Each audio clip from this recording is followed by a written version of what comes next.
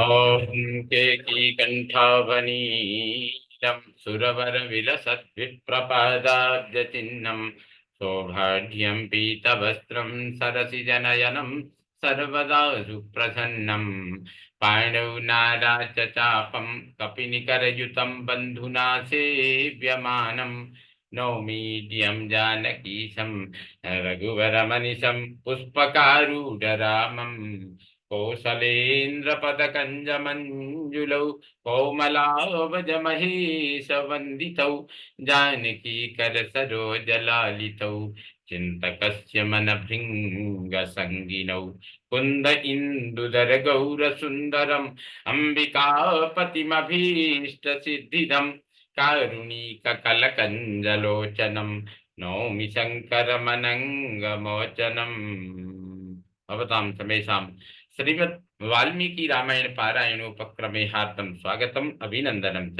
इदानीम् उत्तरकाण्डस्य त्र्यधिकशततमः सर्गः आरभ्यते। इस सर्ग में श्री राम के यहाँ काल का आगमन और एक कठोर शर्त के साथ उनका वार्ता के लिए उद्यत होना। कस्यचित् कालस्य रामे धर्म परिस्थिते कालस्तापसरूपेण राजद्वारमुपागमत्। तदनंतर कुछ समय और बीत जाने पर जबकि भगवान श्री राम धर्म पूर्वक अयोध्या के राज्य का पालन कर रहे थे, साक्षात काल तपस्वी के रूप में राजभवन के द्वार पर आया।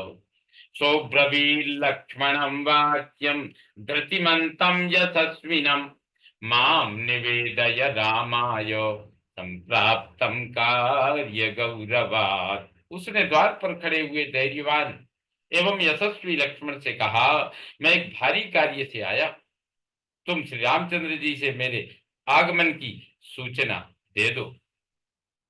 दूतो ह्यति बलस्याहं महर्षेरमितौजसः रामं दिदृक्षुरायातः कार्येण हि महाबलो। महाबली लक्ष्मण, मैं अमित तेजस्वी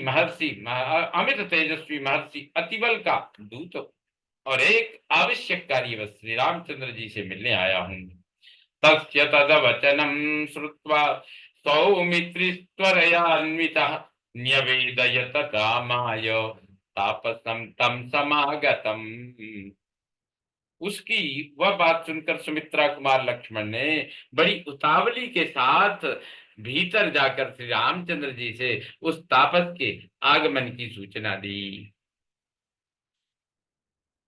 जयस्व जय धर्मेण उभौ लोकौ महाद्युते दूतस्त्वां द्रष्टुमायातस् तपसा भास्कर प्रभः। महातेजस्वी महाराज, आप अपने राजधर्म के प्रभाव से इहलोक और परलोक पर भी विजयी हों। एक महर्षि दूत के रूप में आपसे मिलने आए हैं। वे तपस्या जनित तेज से सूर्य के समान प्रकाशित हो रहे हैं। तदवाक्यं लक्ष्मणोक्तं वै श्रुत्वा राम उवाचः प्रवेश्यतां मुनिस्तातो महौजास्तस्य वाक्यधृ। लक्ष्मण जी की कही हुई बात सुनकर श्री राम ने कहा, तात उन महातेजस्वी मुनि को भीतर ले आओ जो कि अपने स्वामी के संदेश लेकर आए हैं। सौमित्रिस्तु तथेत्युक्त्वा प्रावेशयत तं मुनिं ज्वलन्तमेव तेजोभिः प्रदहन्तमिवांशुभिः। तब जो आज्ञा कहकर सुमित्रा कुमार उन मुनि को भीतर ले आए। वे तेज से प्रज्वलित होते और अपनी प्रखर किरणों से दग्ध करते हुए से जान पड़ते थे। सोभिगम्य रघुश्रेष्ठम दीप्तमानं स्वतेजसा ऋषिर्मधुरया वाचा वर्धस्वेत्याह राघवम्। अपने तेज से दीप्तिमान रघुकुल तिलक श्री राम के पास पहुंचकर ऋषि ने उनसे मधुर वाणी में कहा, रघुनंदन, आपका अभ्युदय हो। तस्मै राम महातेजा पूजा मर्घ्य पुरोगमाम ददौ कुशलम अभ्यग्रम प्रष्टुम चैवोपचक्रमे। महा तेजस्वी श्री राम ने उन्हें पाद्य अर्घ्य आदि पूजनोपचार समर्पित किया और शांत भाव से उनका कुशल समाचार पूछना आरंभ किया। पृष्टश्च कुशलम तेन रामेण वदतां वरः आसने कांचने दिव्ये निशस्साद महायशाः। श्री राम के पूछने पर वक्ताओं में श्रेष्ठ महायशस्वी मुनि कुशल समाचार बताकर दिव्य सुवर्णमय आसन पर विराजमान हुए। तमुवाच ततो राम स्वागतम ते महामते प्रापयास्य च वाक्यानि प्रापयास्य च वाक्यानि यतो दूतस्त्वमागतः। तदनंतर श्री राम ने उनसे कहा, महामते आपका स्वागत है। आप जिनके दूत होकर यहाँ पधारे हैं उनका संदेश सुनाइए। चोदितो राजसिंहेन मुनिर्वाक्यमभाषत द्वंद्वे तत्प्रवक्तव्यम हितम वै यद्यवेक्षसे। राजसिंह श्री राम के द्वारा इस प्रकार प्रेरित होने पर मुनि बोले, यदि आप हमारे हित पर दृष्टि रखें तो जहां हम और आप दो ही आदमी रहें तो यहां हम और आप दो ही आदमी रहें वहीं इस बात को कहना उचित है। यृणोति निरीक्षेद वा सबध्यो भविता तव भवेद् वै मुनि मुख्यस्य वचनम यद्यवेक्षसे। यदि आप मुनि श्रेष्ठ अति बल के वचन पर ध्यान दें तो आपको यह भी घोषित करना होगा कि जो कोई मनुष्य हम दोनों की बातचीत सुन ले अथवा हमें वार्तालाप करते देख ले वह आपका वध्य होगा, अर्थात श्री राम उसको मृत्यु दंड देंगे। तथेति च प्रतिज्ञाय रामो लक्ष्मणमब्रवीत् द्वारि तिष्ठ महाबाहो प्रतिहारम विसर्जय। श्री राम ने तथास्तु कहकर इस बात के लिए प्रतिज्ञा की और लक्ष्मण से कहा, महाबाहो द्वारपाल को विदा कर दो और स्वयं ड्योढ़ी पर खड़े होकर पहरा दो। समीबध्यः खलु भवेत् वाचम द्वंद्व समीरितम ऋषेर्मम च सौमित्रे पश्येद वा शृणुयाच्च यः।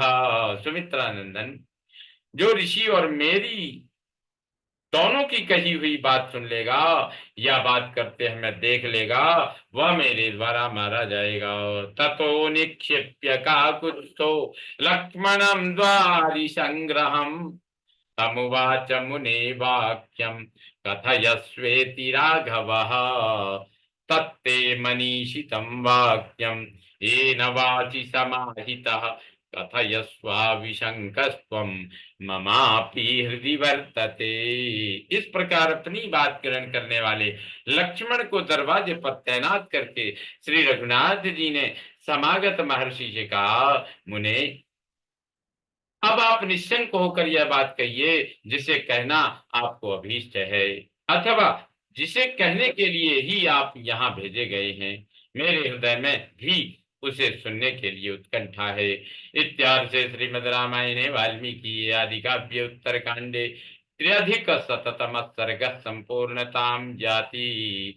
ओम पूर्णमदः पूर्णमिदं पूर्णात् पूर्णमुदच्यते पूर्णस्य पूर्णमादाय पूर्णमेवावशिष्यते। ओम शांति शांति शांति। सर्वे भवन्तु सुखिनः सर्वे सन्तु निरामयाः सर्वे भद्राणि पश्यन्तु मा कश्चित् दुःखभाग् भवेत्। ओम शांति शांति शांति। श्री रामचंद्रो विजयते तराम।